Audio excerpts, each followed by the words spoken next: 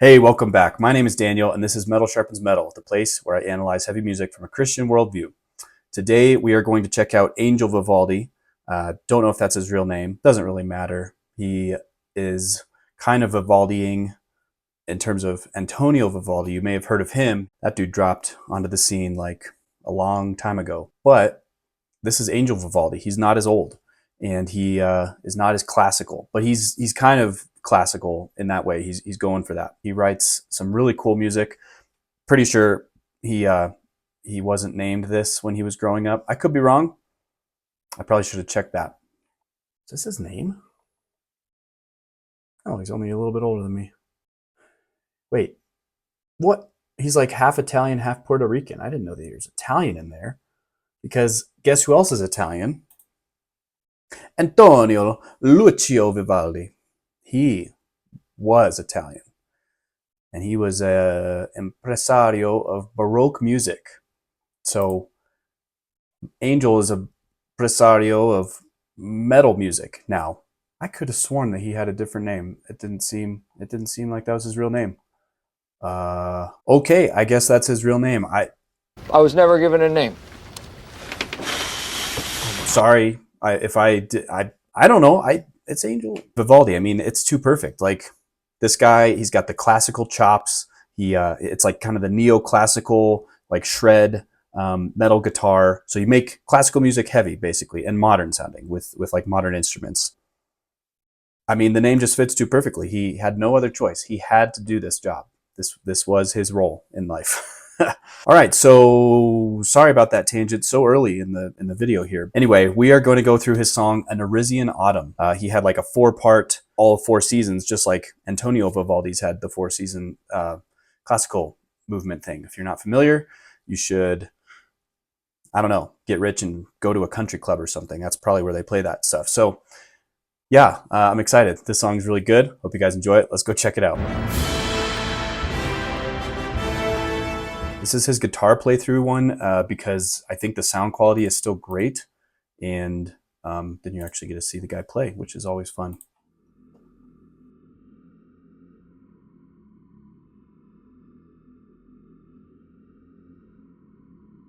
Erisian.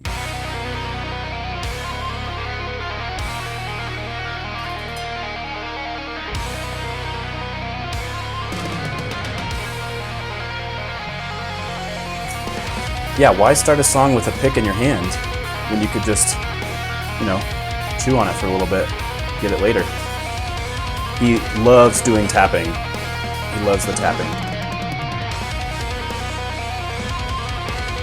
So I do not fault him for opening up a song like this because it sounds awesome. All right, here we go. Let's start doing the run-ups. Oh, there we go. Finally gets the pick.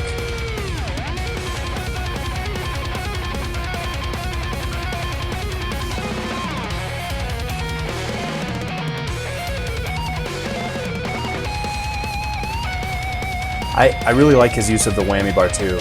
Very tasteful. Lots of dive bomb. Stuff like that.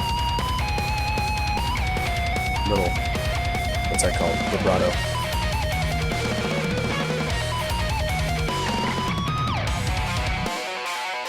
He did the thing. He switched the hands. He's doing it.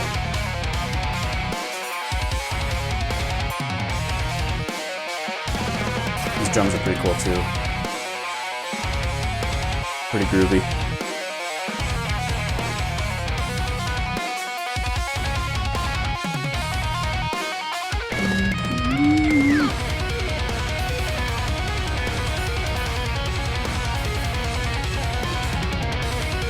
I love how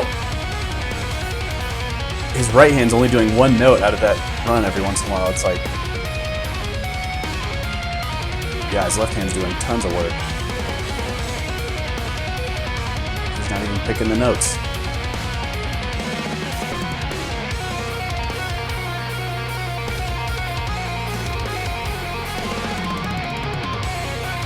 I guess to him, the pick is just an accessory that gets in the way sometimes.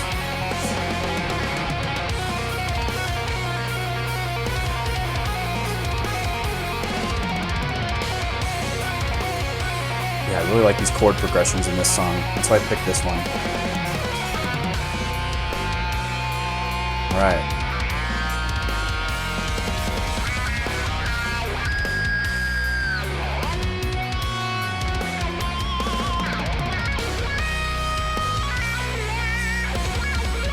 Man.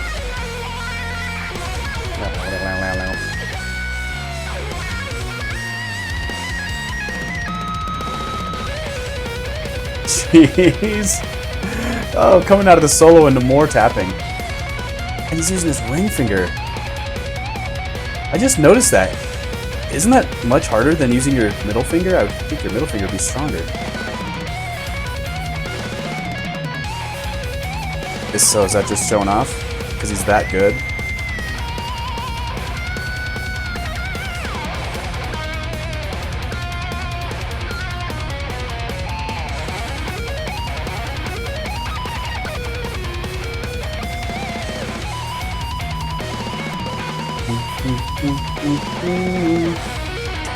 Man, that's such a great way to end that solo.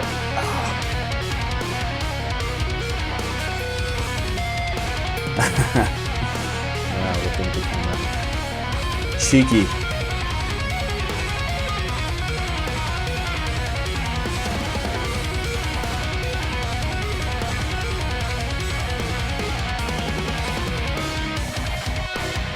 Oh, I totally forgot about this ending.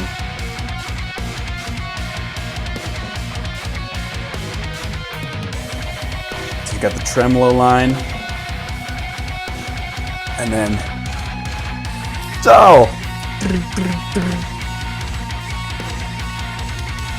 hang on. All right, I know we're almost at the end, but I need to hear that part again all the way through to the end because it's so fun. It's like it's a breakdown, but it's like with all the higher notes. So it's like the least heavy breakdown ever, but that somehow makes it more heavy. So task failed successfully, I guess. Here we go. All right.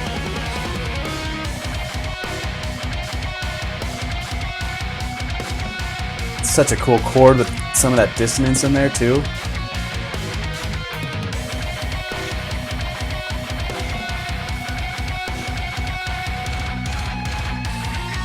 Yes.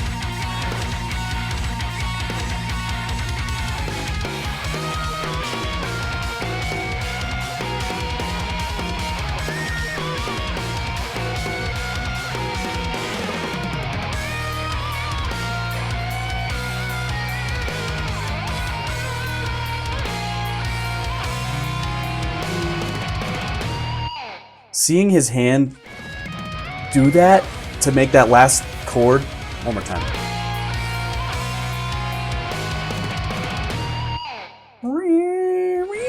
Man, that's so cool. All right. Go listen to his other stuff too. It all sounds really cool.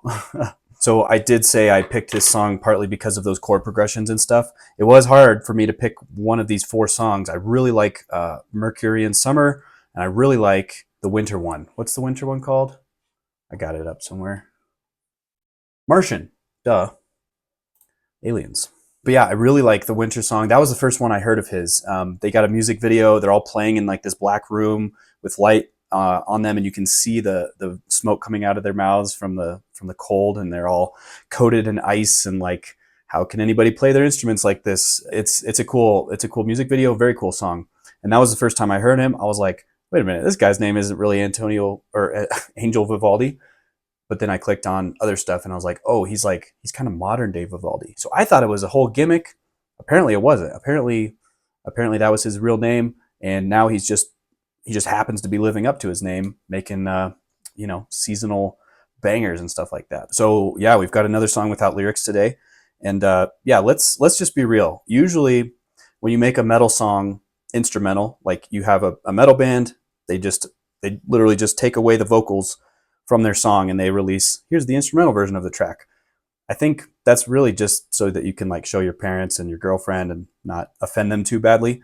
But with Angel, I cannot actually imagine vocals being in his music. I think it would be wrong. Like he writes them in such a way that the guitar lines contain so much melody. They cover the rhythm parts, and they cover the emotion and the mood of each section without being overly showy either, which I really love. But yeah, if you tried to add vocals on top of that, then you would just end up like overfilling the song, and it would be like being stuffed on too much food. Nobody wants that either. I'm allergic to sushi. Every time I eat more than 80 sushis, I barf. So yeah, he does not need vocalists in his music. I've talked about guitar virtuosos in the past and how I'm extremely picky when it comes to these types of musicians, because the guys who just shred the entire time, I know some of you might have seen that and been like, he was shredding the entire time. But the guys who just like it's just a 4-minute solo, that's the stuff that gets very boring, very monotonous, and I just cast it aside. I'm like, there's too much other good music for me to bother with you. You play every single note in existence in every single song. I'm bored. But with Angel, he actually writes, movements and melodies that resolve, and like chord progressions and these other things. Yes, he was doing a whole lot of tapping that whole time, but that was just kind of like a different way of expressing the chords that had been there the whole time. So it wasn't like he was trying to just be as proggy and fast and crazy as possible. It actually did serve the song, I think. So yes, overall, good job. I really like your work, Angel. But now that we're on another instrumental song, I wanted to come back to a point that I made in the Pliny video, which was the first instrumental song that we had on the channel. The first point that I wanted to make is that even when an artist isn't explicitly saying with lyrics, here's what I believe, here's what I want to convey with this song, they still have a worldview. It may not be as clear as other things, and we may not know exactly what it is trying to convey from the artist's mind, but yeah, I think that there are worldviews. I don't think that opinion was too controversial, but I had another thought in that video that I think people might have misunderstood. What I mentioned is that art that is done for God's glory can have a higher moral value than art that is not done for God's glory. I also touched on the dreaded objective beauty subject, which a lot of people don't believe in.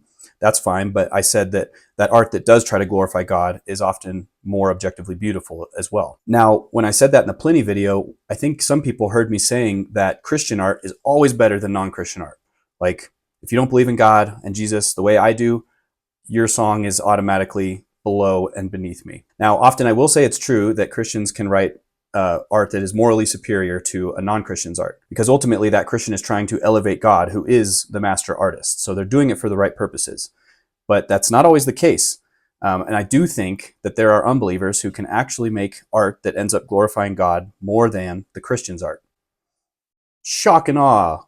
How can this be true? Ultimately, I think it's because God is the one who gives the skills to these people. Whether they believe in him or not, Angel got his skills from God, Pliny got his skills from God, and it doesn't really matter for this discussion that Angel doesn't claim to be a Christian. So especially in a song like this, it doesn't have an explicitly stated worldview in the lyrics. I think it can end up giving God more glory in the process. Or maybe I should say that God gets more glory, kind of regardless of the artist's intention. Now, I said in the Pliny video that I'm not some omniscient art critic who can, look at a song that Angel makes and say, yeah, that song gives God 80 glory points, minus 10 because he's an unbeliever. This song over here is really bad. That painting is bad. But they get plus 20 because they're a Christian, so let's weigh it like that. No, I'm not arguing for that. I'm also not saying that these unbelievers can increase their merit or their standing with God, make him, have to let them into heaven or something like that just because they made epic enough songs.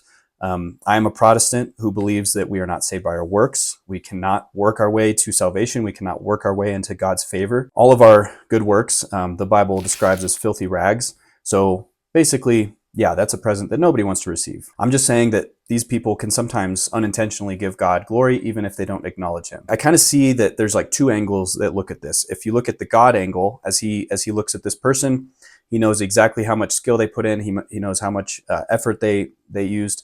And because God owns everything, he still can get a whole lot of glory, even out of their middling efforts. There's a phrase, I don't know who it was attributed to first, but it says God can draw straight lines with crooked sticks. Because if a person makes like an amazing song that is actually really skillful, really well done, but in their heart they're worshiping themselves and they're praising themselves, or intentionally they're holding back some of their skill because they're lazy or for whatever reason, then for them it will lead to a greater judgment. But for the Christian who hears that song and is driven to praise God because they love him and they love hearing this beautiful music, for them it's a blessing. So God can use this song no matter the intentions behind it in whatever way he pleases. But just because God draws our lines straight doesn't mean that we shouldn't be judged for our crooked natures. So a couple biblical examples come to mind. One is the story of the talents that Jesus told. Jesus said that there was a master who gave one servant 1 talent, another servant 2, another 5, and then he went away for a while. Some of them made a 2-fold return. Some of them made a 5-fold return while he was away. And then there was one guy who buried his talent in the ground and just waited. He didn't do anything with it. When the master came back, he told all the ones who made returns for him, "Well done, good and faithful servant." But then when he got to the lazy one who buried his talent in the ground, he said, "What's this all about?" And the servant said, "Well, I know that you're a harsh master, and I thought you'd be angry if I didn't make enough of a return." And the master was like, "Oh, you knew that, but you didn't even try to go make like interest in the bank or anything?" There's a level of judgment for those people who don't use their skills to glorify God, but rather use it for their own purposes. The other example from the Bible was the person of Nebuchadnezzar. In the book of Daniel, he was the king of Babylon. There were lush gardens everywhere. People prospered. He was rich. He had all the power he could ever want. He said to himself, "I'm amazing. I've created this. I'm hot stuff." It's Brittany. But after a while, he was humbled by God to the point of becoming a cowman.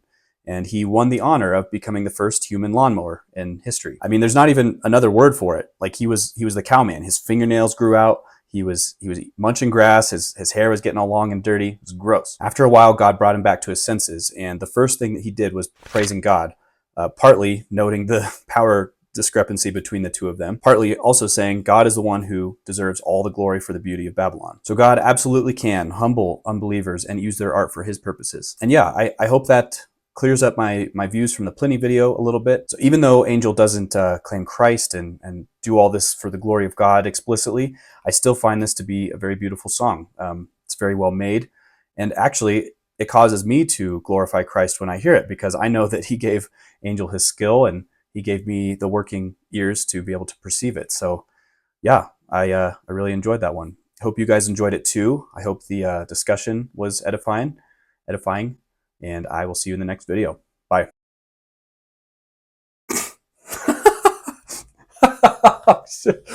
Based on search results, Angel Vivaldi's real name is not Antonio Vivaldi, the famous Baroque composer. Thank you. I did not think that this guy was born in the 1600s and time warped to meet us here. Appreciate that. Google, you say that Erisian? Lando Erisian? Yeah, I'm not sure. I don't know.